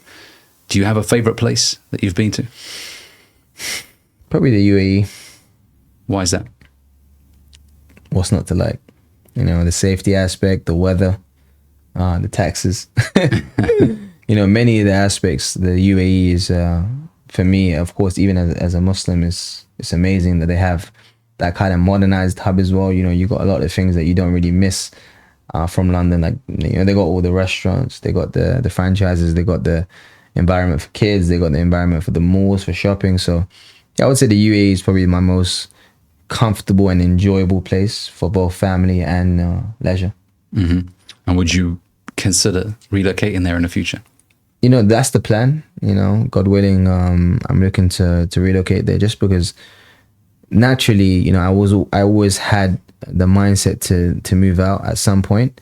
But recently, what's been happening within UK, of the schooling and so on, and the surroundings today, and what I want my kids to learn, is, like I said, it's not in my control. With what the Western society within the UK teaches my kids. However, I have control of where I want to be, and thankfully, with that choice, I'm not looking to be here with my kids studying here, because I don't feel that I want them to learn the stuff that I feel that is being taught today. Even from a young age, I can see, students in year 1, year 2, what they're learning. I have friends. It's crazy. So not only that, just the fact that I have been in grammar schools in London. So I know exactly what happens in grammar schools, because I had been there. And so I don't want my kids to go through what I had been through, because for me, it wasn't great surroundings. And, your kids spend most of their time in school. So that's the most influence they're gonna get. You can tell them what they want, you can tell them what you want, but most of their influence will come from their friends and from school, because most of the hours will be spent there.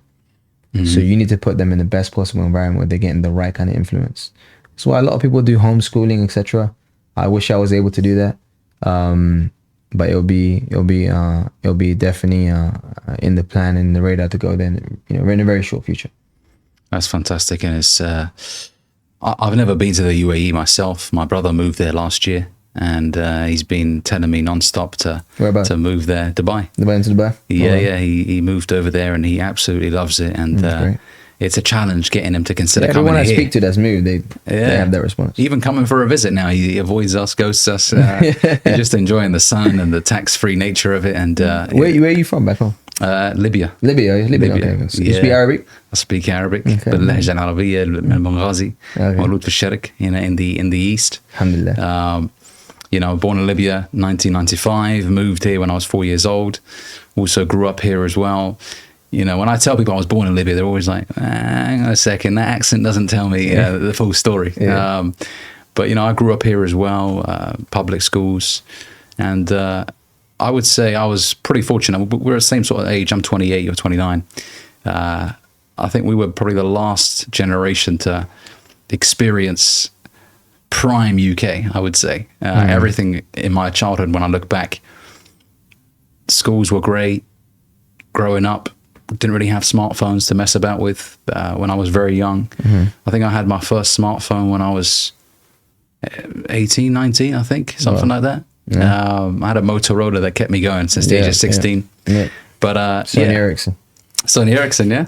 I think I remember freaking out once when I was, I don't know how old I was exactly, I think 19 or 20 actually. Samsung released a flip phone.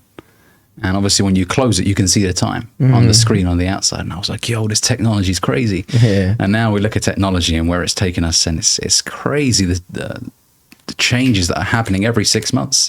And it does actually scare you a little bit. It makes you think, where is this going? I don't know if you've seen some of this deep fake stuff. They can get someone like a CGI of your face saying something that you didn't say, or they could take your voice and make you say something you didn't say. It's crazy. It's crazy where it's going. But I do agree with you about being in a position to pack your bags and go when the situations aren't favorable. Or the environment isn't favorable. I think it's very important. I think a lot of people feel like victims and they feel like they have no choice. But it's up to you. And obviously my channel is mostly dedicated to the fellas. And I always say that you should take absolute responsibility for where you are, and also for the success of your family and your children. It's up to you. That burden of performance is something that men need to embrace. And I want to touch on something else as well. You got married pretty young. And this is something I also encourage on the channel. I'm not married yet, but when you look at the degeneracy out there in the world, and it's a shame that you're ready now. Well, I mean, I would say so. I would say Really? I'm ready when the right lady comes along. But you know, when you got married, did you ever feel like, am I doing this too early? Am I too young? Or did you feel prepared when you got? And what age did you get married out of interest? So I had my nikah at 22 or 23. I think it was 22. Yeah, 22, 23. Then I had my reception. Yeah, so I basically got married around 23. But yeah, obviously at the time you feel young. But I told myself around 22, I went through a relationship when I was 21, 22, and I told myself, it was like that gear stick moment. I said, no more. No more, yeah. Yeah, I was just moving from meaningless relationship to meaningless relationship. And it comes to a point where you say to yourself, you know what? You just don't want the headache. You don't want the headache. Because as guys, look, as a guy, most important thing for me was focus. What are you focusing on? And as guys, I don't know, well, I felt that for myself. Most of my weeks will be about doing my work or my study during the time that I was in uni at the time. So my whole focus point was just chill, have fun, do my work, and on the weekend, do what, go out. If I have a girlfriend, great. If I have someone to speak to, great. If I don't, I need to find someone to speak to, and so on and so forth. So it was that kind of focus where the only thing I could think about was that fun and that adrenaline of going and having a new relationship or new friendship, whatever it might be. And so I said to myself, this is only taking my focus away from where it should be, and it should be about my future. I felt old at 23. I don't know why. I just felt like my life is going quickly, So at 23, 22, before I met my missus, I met my missus, and of course a lot of people know my story. And I met my missus only after about 9 months I had my nikah. So it didn't take long. And I remember hearing a quote, and when someone said to me, "But you only known her 9 months," and I remember hearing a quote that sometimes too long isn't long enough, and sometimes a short time feels like a lifetime. Wow. And I felt like I'd known her my whole life when I met her. So it never really hit me that there was a time of 9 months and so on. Alhamdulillah, we're still together today. Alhamdulillah. 7 years deep. So I'm at that stage where if I was to give anyone, a young person, advice on why they should get married early, focus. When you have a wife, thinking to yourself, where should I find the funds to go on a date, or where should I find the funds to go on a party, to go meet someone, or where should I find the funds to travel, to make myself look good so I can impress this girl or this partner. That focus changes. Now you have a wife. Now it's about, of course, making sure you treat your wife properly, but your wife won't care if you're at home chilling and having food. You're not gonna, need to go out on a date every single week, every single day. So you're gonna have to spend that money. So your focus point changes to now, your focus changes on you and also your relationship. And your relationship's easier to manage around what you already got going on, in comparison to having multiple different focus points on what can and can't be done on assumptions and so on. So I do believe anyone that I know that's been married young, of course, not everything works out for everyone. It's just how it is. But people that get married young, and I've seen them over time, they've got their head on their shoulders, and whether they're successful or not, they have a routine. Yeah. They're fixed in their ways, and they're going about their business. That's just the way. That for me is the key point. And how would you say it's changed you over the years? Definitely made me a better son, more respectable son, more respectable brother, more respectable friend, more mature in certain aspects, and also made me value my deen, of course, a lot more. The fact that, which was the main purpose of even getting married and not carrying on as boyfriend and girlfriend, was the fact that you make it halal. Of course. And so that aspect, it kind of puts you in a position where you're now happy every single day. It's like when you pray all your 5 salahs, you feel yourself, my day has been good, So when the more you do those things that you feel are part of your purpose, if you do them early, you look back, you're like, I'm glad I got married early. So I missed out on all the the fitna that could have happened. Yeah. You know, so you know, I still kind of regret it now, where you know I kind of think to myself, why didn't I meet my missus even before? Even earlier, yeah. You know, because there was What took you so long? Yeah, it was one of those. But you know, Allah Alam, you know, you never predict these things, but everything happens for a reason. But they say you create in pairs, so. Absolutely. I think it's, as you mentioned, it's very exhausting when you try and keep loads of situationships, as they like to say, going at the same sort of time. So it's definitely something I encourage a lot of guys do on the channel.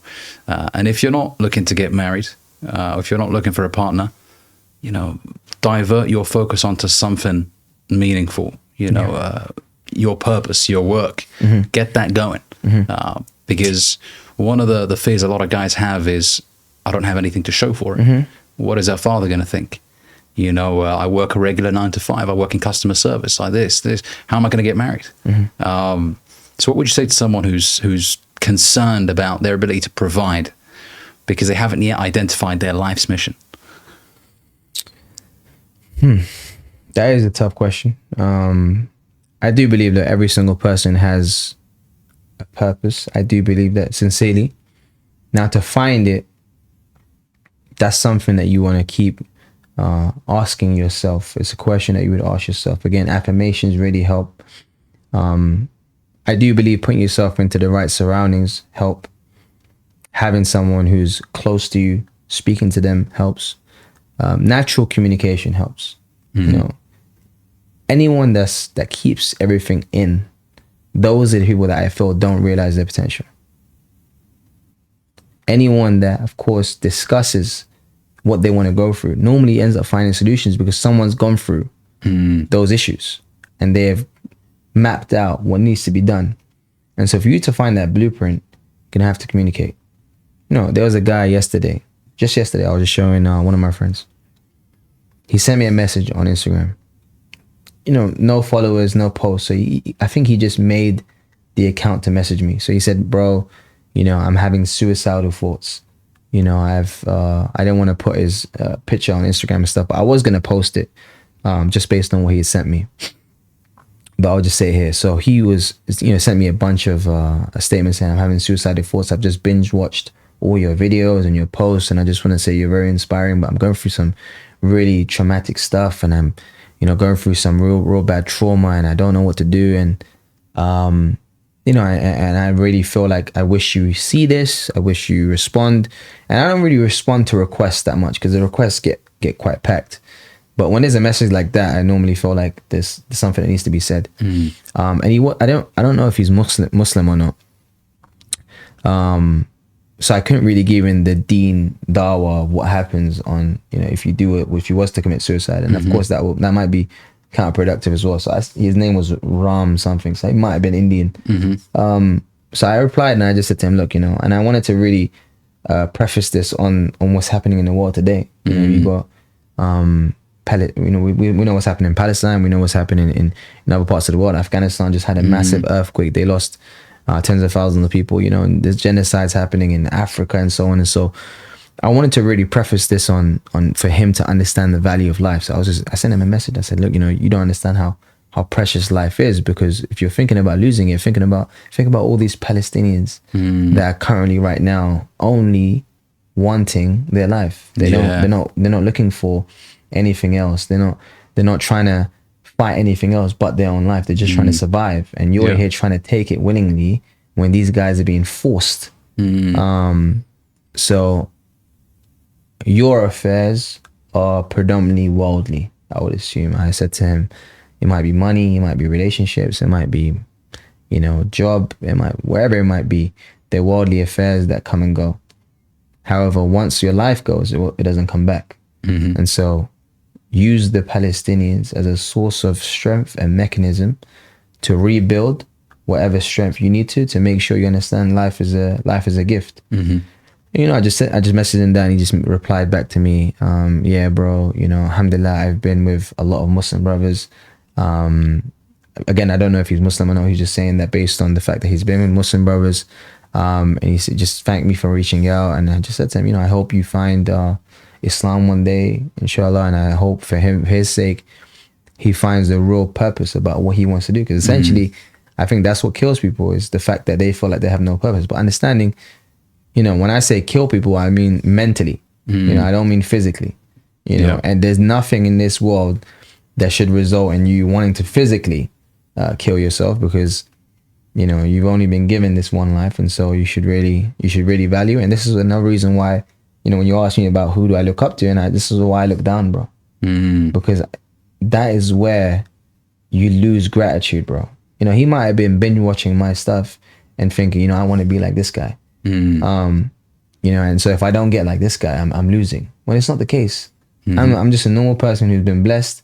There's others that have been blessed, and there's some people that are unfortunate. There's a saying, and Allah says that the more you have, the more you're going to be accounted for.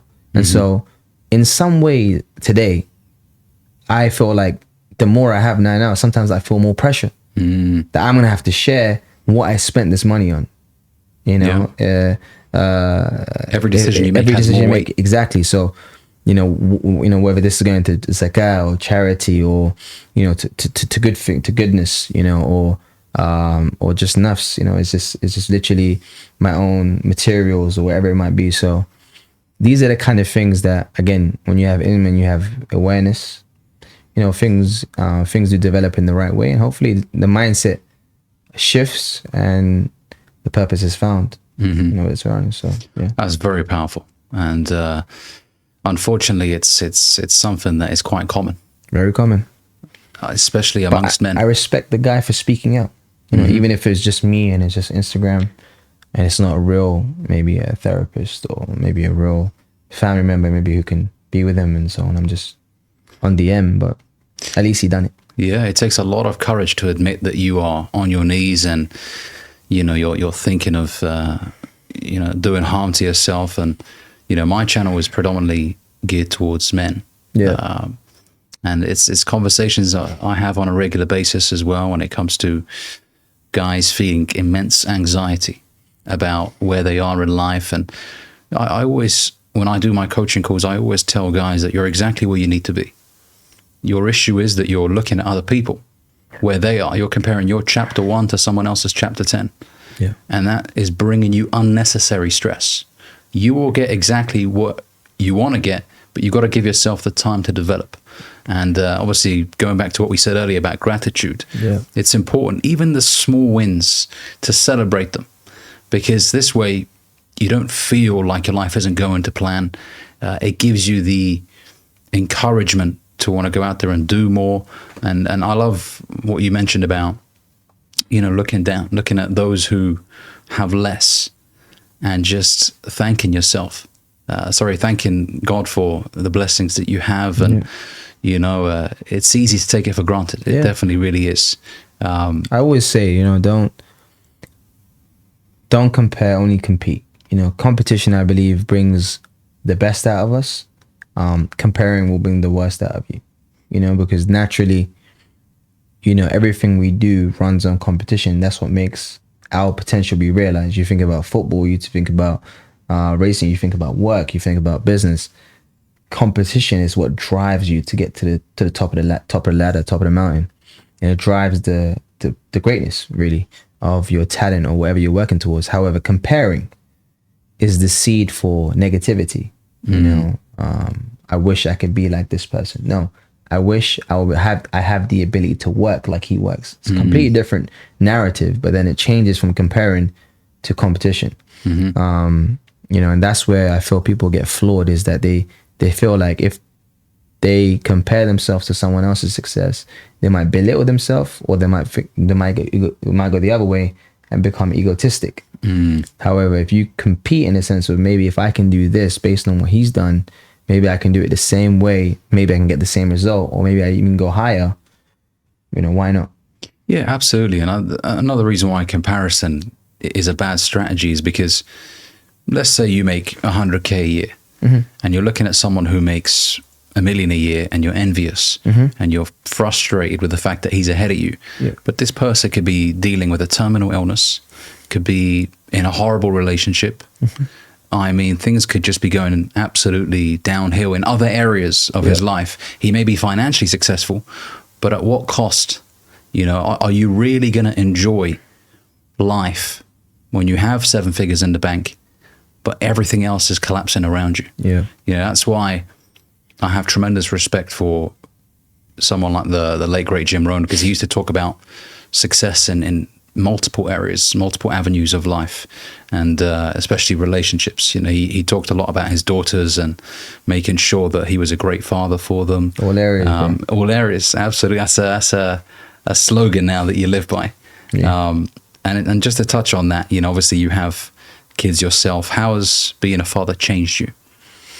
Yeah, man, in every aspect you can think of. You know, I feel like, you know, it's helped me in multiple different ways. You know, kids come with their own blessings, their own ni'mah. So for me, it was always a case where I was never worried about having kids young. And I was 20, what was that, 25 when Rian was born? Yeah, 25, Rian's 4 now. So yeah, 25 when Rian was born, 26 when Dwal was born. So back to back quite early. And of course my missus with Millie came straight away. So, but alhamdulillah, I was in a stage where I was never worried, and I knew everything was going to happen. I joined IM as soon as I got married. So you can imagine I had no income. I started in IM in that company. And so my focus point was always about trying to develop myself and also act as though the father I would also want to become, but from early. So get myself into a position where by the time I'm a father, I'm already someone I would want to be fathered by, basically. Yeah. You know, really just having the right principles and still, of course, have my own, you know, childlike personality. Of course, you know, still young personality, but all this, at the same time, having that right mindset of how I'm going to spend as much time as I can with these guys and not run away from my responsibilities, basically. Yeah, absolutely. And I think a lot of people also don't allow themselves to become better fathers or better mothers over time. You know, sometimes people are anxious about getting it right the first time, but I'm sure you've improved as a father over the years. And that's why I have sympathy for, you know, my parents as well. And I always tell people that are frustrated with their parents to have sympathy towards them, because they were also once 25, especially when you move countries. It's a new experience. You're trying to figure out how to navigate your way around this new environment, and you've got kids and you want to get them in schools and you want to get them the care that they need, medical care. You got to have sympathy towards them. It's the mental game, man. Psychologically, I think, if you're prepared for it, like there's a story of a doctor who is treating a cancer patient. Cancer patient has cancer. He has a tumor developing, and the patient gets worried. So he's like, I've got a tumor, I don't know what to do, but he wants to go check it somewhere else. The other doctor that he goes to check it with is maybe not as qualified, didn't have the right kind of equipment to check the tumor, but he did check it and said that there was no tumor. So he now gets excited. He's like, well, maybe if the first doctor told me I got cancer and this person says I didn't, I'm just going to go with this guy because I want to believe that, right? Yeah. So I'm just going to go, not going to check anymore. I've just seen that the person's got, the person said I haven't got a tumor. And so over time, the tumor starts to come down. He starts to improve because he got ill, went to go check if he had a tumor or he had anything wrong with him. First doctor said, yo, bro, you got a tumor. Second doctor said, you don't have a tumor. So his tumor starts to go down. With or without him knowing, the tumor starts to decrease because his mentally knows that he doesn't have cancer. And so, you know, it starts to go down.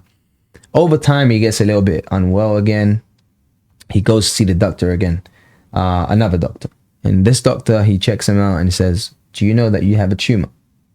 He said, no, I didn't know that. As soon as he finds out, the tumor starts to build. Oh, wow. Ends up passing away. Wow. So the mental pressures are much more valuable than the fact that you actually know that you have something inside you in comparison to assuming that you do or you don't. So I would definitely say to anyone, don't put yourself in a position where you're assuming how things are going to go before they have. You know, keep yourself away from any kind of mental pressures as much as you can. Of course, that wasn't in his hands because it was the real deal, but it just shows you how powerful the mind is. His mind told him that he never had it. And so his body reacted. And I don't know if it was you that mentioned this. I think it might have been you about that story of this guy who in the US flopped his secondary school education. He didn't get the grades, but there was an error when they were marking his exams. He was given basically the highest grades, distinctions. You know, our equivalent or their equivalent of A stars, and so his grades didn't reflect what he actually got. The grades he was given were a mistake. But the way he carried himself after, he ended up going to college, graduating, successful career. I think he's now the founder of a company. And then many, many years later, he gets a letter saying that, oh, by the way, your grades were actually this. We had an error in the system, or there was an error with marking your grades. And so it just goes to show that he carried himself as someone who was intelligent and got the grades that he did, not knowing that he actually got bad grades. And I think a lot of people need to live their life this way. They need to act as the person they intend on becoming today. Yeah. You know, how would that person talk? How would that person walk? You know, I was always wearing suits even before I got into network marketing and entrepreneurship because of the way they made me feel. And I remember rocking up to chemistry class in a suit.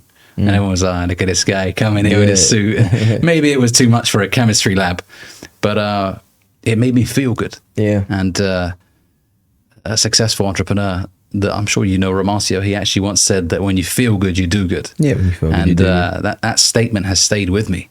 And so I always tell the fellas that watch my channel, you know, spend a little bit of money, get out of your comfort zone, spend a decent amount of money on a good suit. Yeah. 500, 600. Don't go for the Moss Bros stuff and everything because it's within your comfort zone.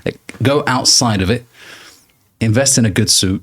Let it be uncomfortable for you in terms of the financial investment, but then notice how you feel after wearing it. Of course, different feeling. There's a story of a guy in a train. I remember hearing it in a podcast as well. A gentleman was talking about it. There was a guy on a train wearing a suit every day to work. Every single day, like daytime routine, going to work, coming back. And obviously when you go on the train to work, you see the same kind of faces every single day, every same time. So there's a woman, kept seeing this guy on the train, sharp guy, really, really good in the suit. You know, a few years go by, 2 or 3 years go by, and she's like, you know what, I'm just gonna speak to him and ask him what he does because he looks so cool. She asked him what he does. He said, oh, I work in construction. And she's like, oh, so you're wearing a suit. You go into construction now? He said, yeah, when I go to a construction site, I'm going to change into my Visa and all the construction stuff. And she said, why'd you wear a suit to construction? He says, oh, because I don't dress like where I am. I'm dressed like where I'm going. Oh, wow. Yeah. That's powerful. Yeah, he already had a vision in mind of what he wanted to become. And so he's not going to be wearing that construction outfit for too long. And so one day he'll get on the train. It'll just be a different routine with his suit on only. That's incredibly powerful. Do you practice, or when you were building your business over the years, did you ever practice visualization? Sitting down and envisioning where you want it to be? Yeah. I done a lot of practical visualizations. I'll go to the dealerships. You know, I'll go to the dealership. I'll sit in the car, and I want myself to feel crappy when I get back into my other car. Yeah. You know, I'll make myself. I want myself to feel like that because I want myself.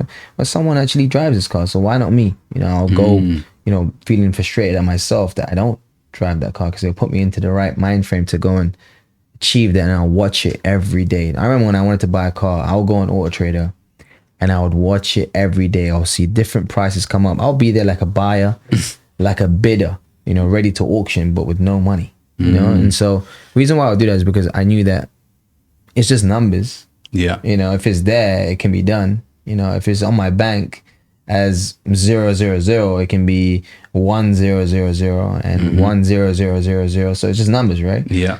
The way to increase those numbers is just to do what I need to do based on the blueprint that I've created for myself, the purpose, the work that I'm doing. So, you know, I used to sit, you know, to go to the Rolexes and so on, try the watches on, you know, just really just put myself in a position where I expand my brain to where I didn't have that much money, but I'll try sometimes, get on a business class instead of normal economy, even if it costs, £1,000, £1,500 more.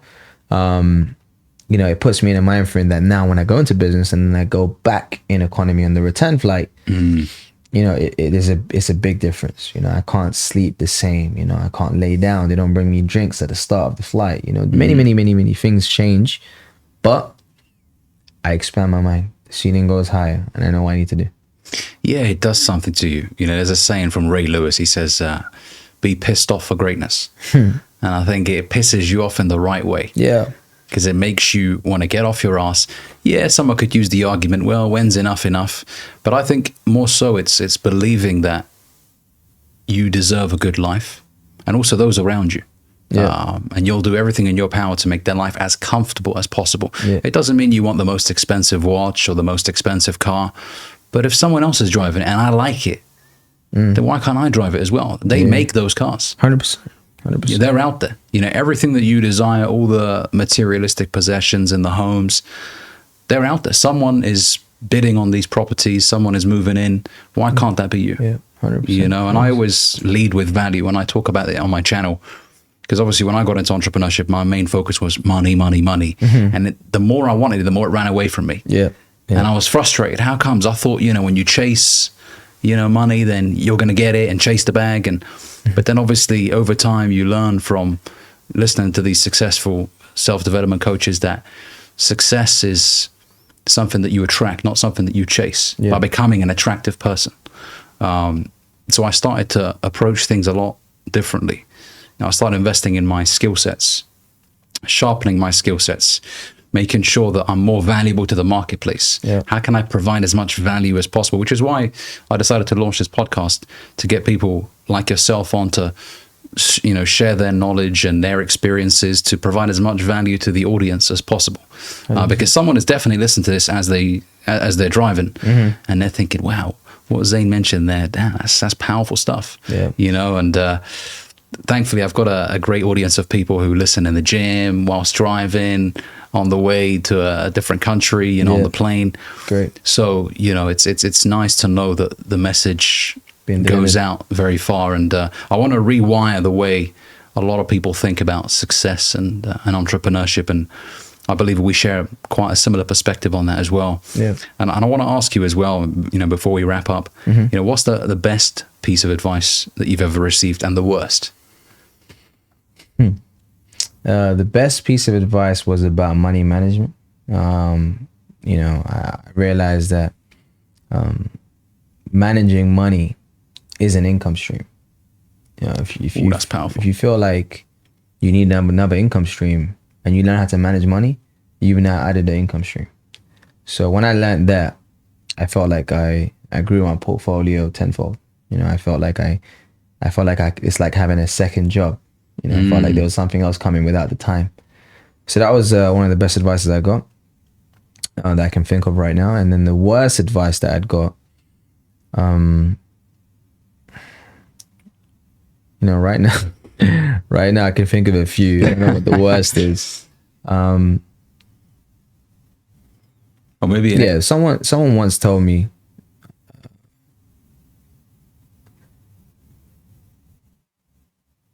I'm not sure if this is correct the way he said it, but he said it in this way. I'm trying to think of the right way that he said it.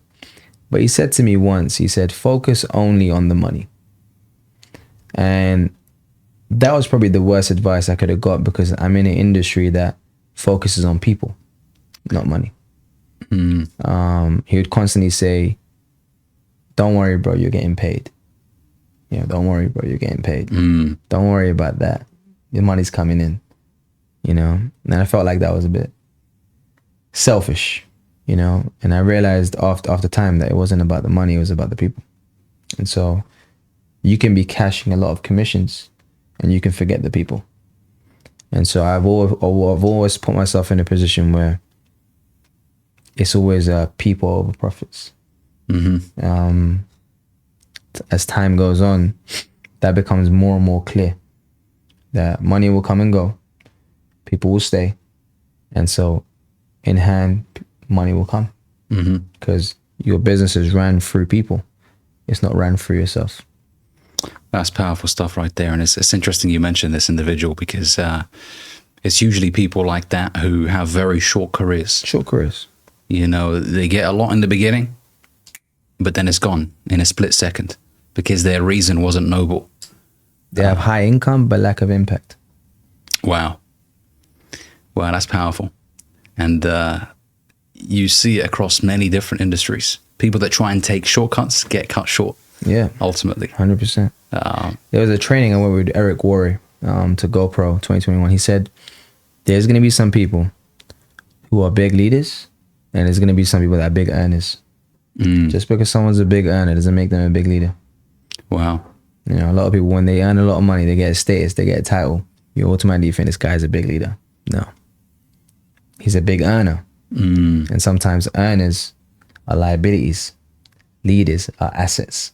That's powerful. So that was one of the more powerful trainings that I'd been to in Vegas. And that's where I feel like a lot of the people kind of don't have that raw conversation with individuals they want to learn from. And that's where I feel like that investment is needed. Because some of these masteries and these workshops that you might have to go to, like for instance, I know you do private coaching, like you're not going to get the same kind of directive communication, because that answer was based on my question that I asked Eric in his house. So if the question wasn't there, the answer wouldn't appear. And so it's the same thing where if the student's not there, the teacher won't appear, or the teacher is not there, the student won't appear. So I would definitely recommend, whether it's yourself doing the coaching, or, you know, people listening into this right now, yourself doing the coaching, or them having a different life coach or mentor, you know, find a way to reach out. And I remember my last company, there was a gentleman called Alex Morton, who's doing incredible things, and he himself had to reach out and pay thousands, tens of thousands to get private mentorship from Bob Proctor. Like, Bob Proctor didn't just see him in an event, you know, and make him one of his internal inner circle students. No. You know, Alex made that happen for himself by putting himself in a position to be inside that conversation where he can have Bob Proctor's number, etc. And so to be one of those students, it's not about having money and status. That comes after. But it's about investing your time and money into understanding this person can really help me. And that costs money. Absolutely. You got to put yourself in those environments because the information that you acquire, it's gold. It's gold, yeah. And there's a saying, information changes situations. And I like what you mentioned about if you didn't ask the question, you wouldn't have received the answer. Yeah. Sometimes your question is specific. Yeah. And if you don't open your mouth and ask that question, then you'll be clueless. Yeah. And there's no reason to stay where you are in life. There's an abundance of information out there and so many people that you can learn from if you would just simply ask. Yeah. But most people don't ask. You know, and that's the issue. But Zain, look, thanks very much for coming on the podcast, man. It was an absolute pleasure having you down. Likewise. We'll definitely repeat this again at some stage. I know you've got a very hectic schedule. Hit me with the memo, bro, so I can come dressed like you, man. I'll get you a bow tie next time as well. We'll sit down. I know you've got a nice. That's the big ones, there. Yeah, the big ones, the velvet ones as well. You know, not just any bow tie, man. Come on, we have to get the best.